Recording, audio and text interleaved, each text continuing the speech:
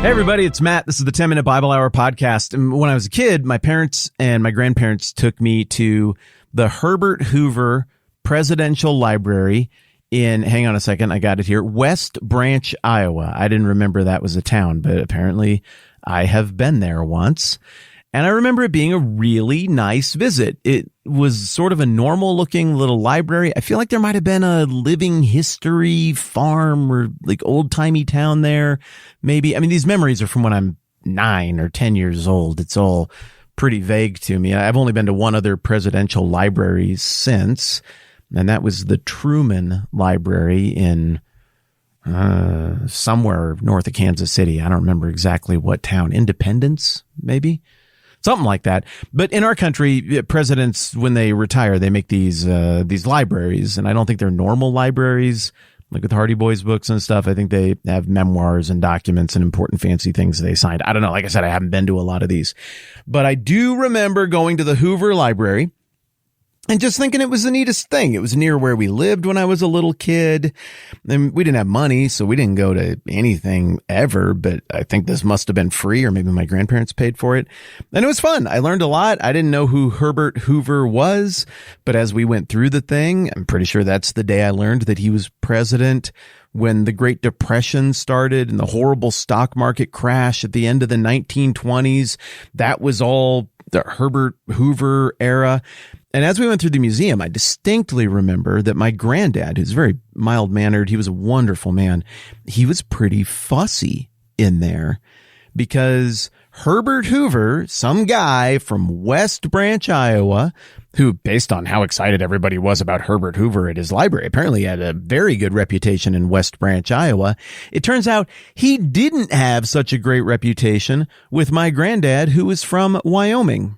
Because you see, back in the day, when my granddad was a teenager, he and my great-granddad worked the family ranch that apparently my family had near Scottsbluff, Nebraska.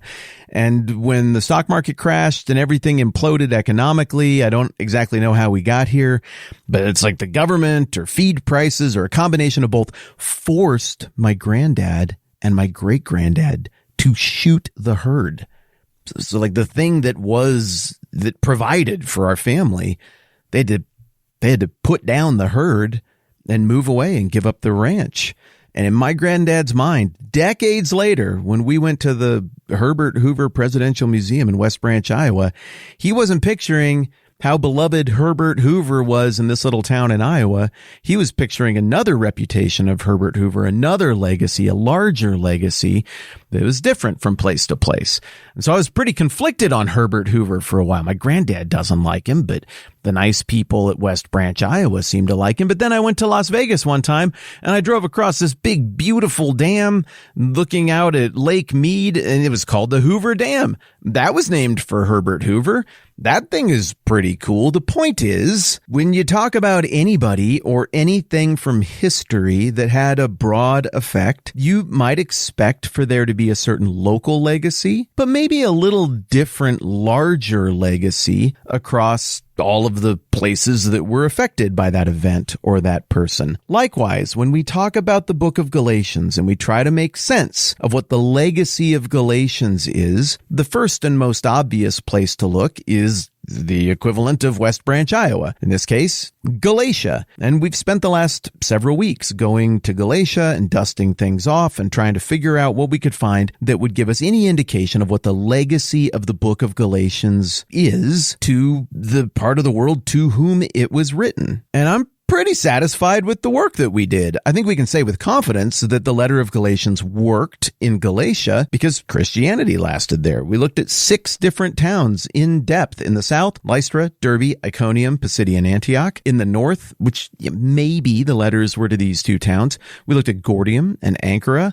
And in all of these places, there's an indication that Christianity ranged from doing really well for a long time to doing great all the way up to this very day, even though Turkey Turkey isn't exactly considered a hotbed of modern Christianity. There were councils, there were bishops, there were leaders, there are ancient inscriptions and records that give us hints that the early crisis that these Christians faced was resolved at least in part by Paul and the letter of Galatians that he wrote to them. So cool. Galatians worked in the metaphorical equivalent of West Branch, Iowa. It's home stomping grounds. Galatians seemed to have done the job. But if you're studying Herbert Hoover, you would hope that if you go to his hometown, there'd be like a plaque, or maybe better yet, a museum, or maybe better yet, a presidential library. And sure enough, when you go to West Branch, Iowa, there is, and it's very satisfying and it's very fun. I was hoping that we would find some kind of glaring smoking gun monument in one of these 6 towns in Galatia that would be like, we are the Galatians, we received the letter of Galatians, and we built this plaque to remember the important effect that Paul's letter to Galatia had on us here in Galatia.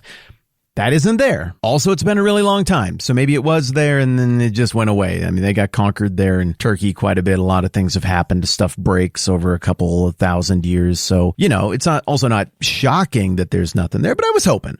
So, in terms of our jaunt through all of these Galatian towns, I'm very satisfied with what we came up with. There's a whole bunch of stuff I left on the table just for the sake of time that we didn't go and look at more closely. There was a church council in Ankara that, roughly corresponds in some of the stuff they dealt with to kind of some things in the book of Galatians. I could have made a strained case from the minutes of the Synod of Ankara in the early 300s to be like, look, that kind of sounds like Galatians a little bit. Ultimately, I didn't think it corresponded closely enough to do it. We could have spent more time going around in Google Maps and just searching churches in these various towns. I could have spent a whole episode on the churches that I found in modern day Ankara. Pretty fascinating. There's just a ton of different Christian denominations there. I found a couple of very modern looking Catholic churches. I found some evangelical churches that have like Hobby Lobby art and shiplap up on the stage and everything like you would see in the United States.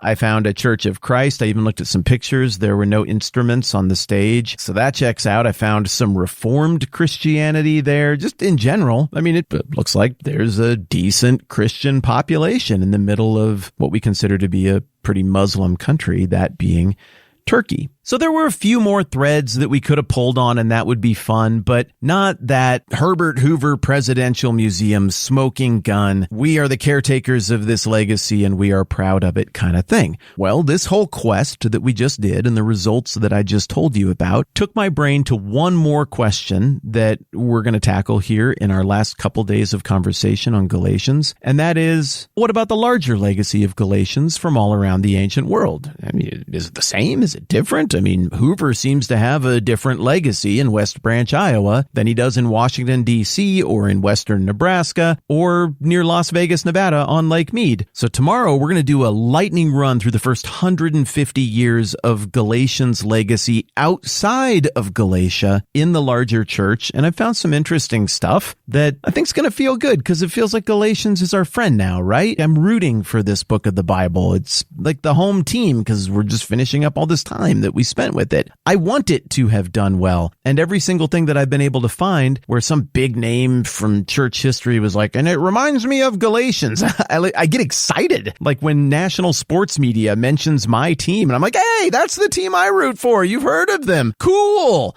That's how I'm feeling with each of these mentions. And I've probably got about 5 or 6 of them that we'll run through tomorrow. And maybe you'll feel some of that elation as well. I'm just going to spoil it a little bit for you. The reputation of Galatians, the legacy of Galatians around the ancient Christian world is much, much better than Herbert Hoover's reputation around the United States. It's Galatians. It seems to have played really well. People seem to have really, really liked it. But, don't take my word for it. I'll prove it to you tomorrow. All right, that's good for now. I'm Matt. This is the 10-Minute Bible Hour podcast. Let's do this again soon.